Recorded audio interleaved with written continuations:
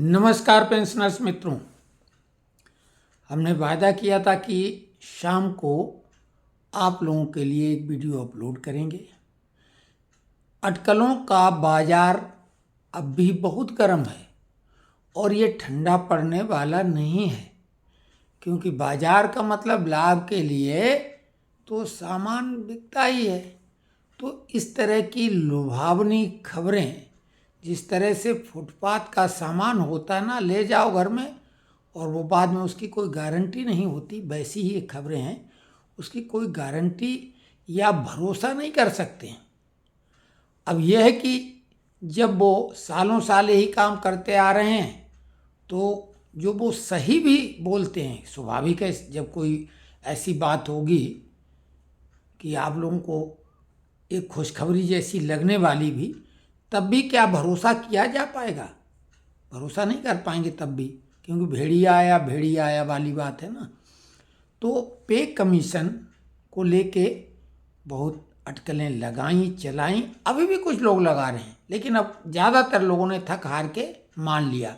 और हमने क्या कहा था शुरू से लेके अंत तक, यही कहा था कि पे कमीशन गठित नहीं होगा।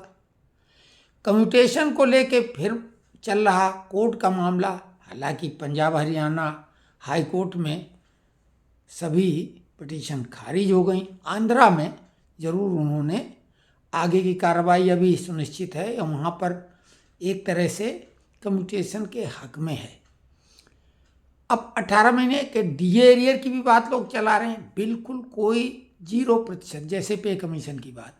नोशनल इंक्रीमेंट का मामला तो आपको मालूम है कि अब फरवरी तक बढ़ी गई वो सुनवाई।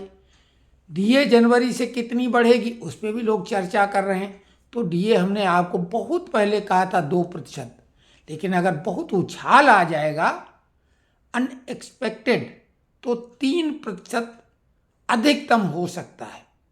लेकिन अभी भी हम ये नहीं कह रहे कि 3% हो ही जाएगा, जबकि उछाल आया है।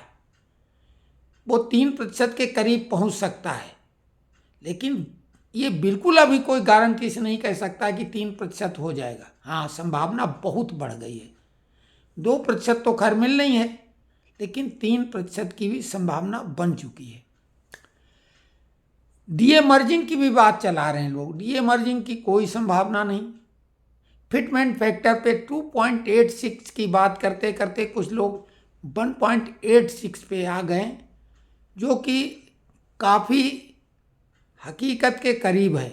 हमने आपको बहुत पहले कहा था 1.98 होने की संभावना है, लेकिन ये किंतु परंतु अटकलें ये जो है यूट्यूबर चलाते हैं अपने मुनाफे के लिए। वास्तविकता ये है कि जो सबसे महत्वपूर्ण खबर ये है कि जो नेशनल काउंसिल जेसीएम की बैठक होनी थी दिसंबर में, अभी तक हमारी जानकारी में वो हुई नहीं है।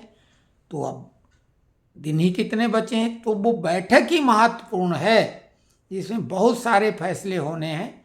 हालांकि इस बीच में कैबिनेट सेक्रेटरी से श्री शिवगोपाल मिश्रा, जो कि उस बैठक में सबसे बड़े नेता श्रमिकों की तरफ से शामिल होंगे, उनकी मीटिंग हुई है। पे कमीशन पे गोलमोल बातें की, अन्य विषयों पर उन्होंने साफ तौर से तो कोई बात की ही नहीं है, जबकि अब तो चुनाव भी हो गए और उनकी यूनियन जीत गई है। अब वही भारत में सबसे ताकतवर फेडरेशन के रूप में है। लेकिन इस बीच में इन खबरों पर तो जब भी कुछ ताज़ा आपकी जानकारी के लायक कोई भी बात होगी, हम तत्काल उपस्थित हो जाएंगे, अगर 8-9 बजे तक भी हमें कोई खबर मिली। लेकिन हम इस तरह से अटकलें नहीं लगाएंगे। हाँ, आप कमेंट्स में कुछ अगर लिखेंगे तो उस पर डिटेल में हम चर्चा करेंगे और वीडियो अपलोड करेंगे। पिछले रविवार को जो हमने प्रयास किया था, अथक परिश्रम उसमें लगा होगा। आप अनुमान लगा लो कि एक डॉक्टर जो सेवानिवृत्त हुआ है उसके बाद जनसेवा में लगा है, रात दिन उनका यही काम है। महान व्यक्तित्व हैं वो, बहुत सहज सुलभ, लेकिन इतना लंबा समय आप लोगों के हवाले से हमने उनको किस तरह से प्रभावित किया होगा, ये तो आप अनुमान लगाएं। और वो हमारे ही आवाज़ पे उन्होंने 2 घंटे का समय दिया, जबकि 3 बड़े कार्यक्रम वो करके आ चुके थे।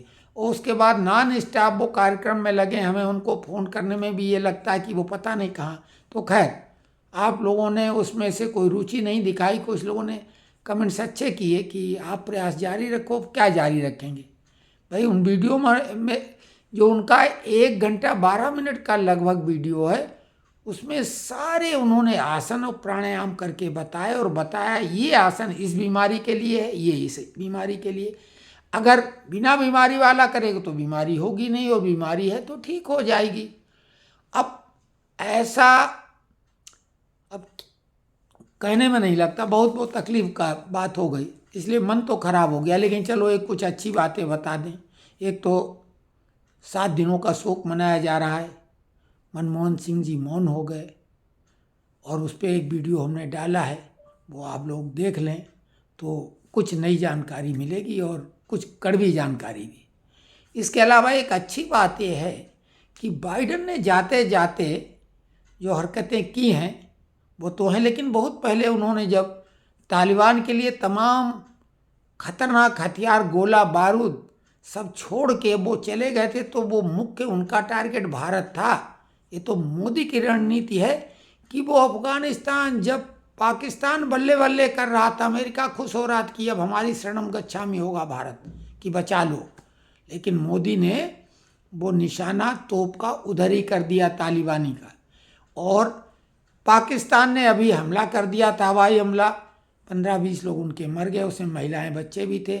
और अफगानिस्तान ने अब करारा हमला किया, उनके मेजर एजर को मारा, कई सैनिक मार दिए, और अब वो युद्ध शुरू हो गया है। तो भारत के लिए कि अब लोहे से लोहा टकरा रहा है, कांटे से कांटा निकल रहा है।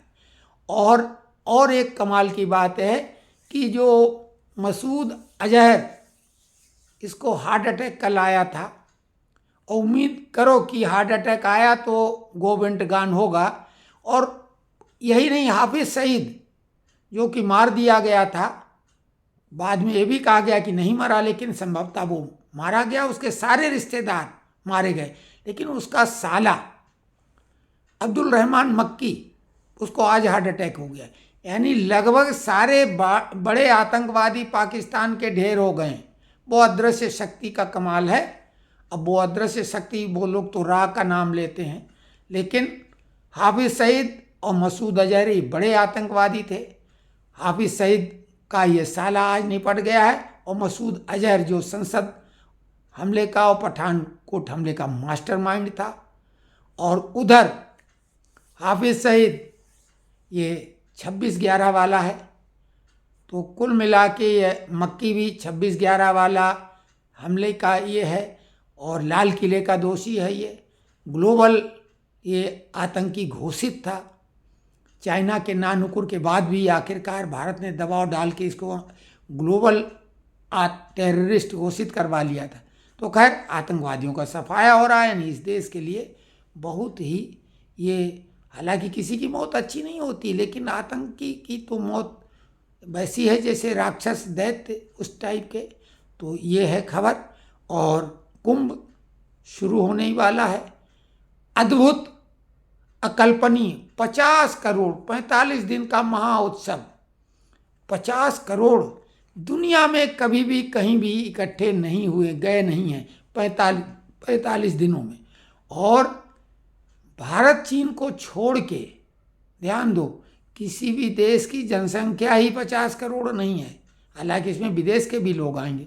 तो 50 करोड़ लोगों का जमावड़ा, महाकुंभ, अद्भुत, अकल्पनीय, देवता पृथ्वी पे उतर आएंगे ऐसा माना जाता है। तो महाकुंभ में जो सनातनी परंपरा वाले लोग हैं वो स्वाभाविक है, बहुत शानदार और ऐसी व्यवस्था की गई है, या यूं कहें की जा रही है, तो वो कमाल है। मकर संक्रांति से शुरुआत हो जाएगी और 45 दिन का ये महोत्सव है। तो आप सभी को बहुत बहुत शुभकामनाएं। कमेंट्स में अगर लिखेंगे तो वीडियो बनाएंगे उसी बात को लेके। धन्यवाद।